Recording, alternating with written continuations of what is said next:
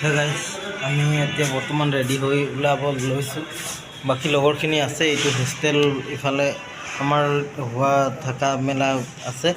তেতিয়া বৰ্তমান চিৰিৰে মানে কি তললৈ যাব লাগে, লিফ্টটো নাই, এনেকুৱা চিৰি আছে, চিৰিতে নামিব লাগে। এতিয়া ওলাইছোঁ মানে একদম ৰেডি হৈ কলেজলৈ ওলাইছোঁ।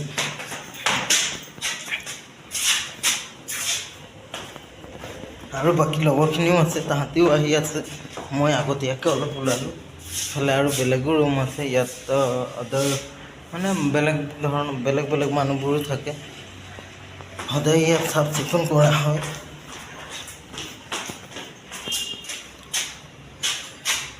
তাৰপিছত এতিয়া বৰ্তমান কলেজলৈ ওলাইছোঁ। কলেজত আজি টিচাৰ ডে কাৰণে টিচাৰ ডে পতা হৈছে।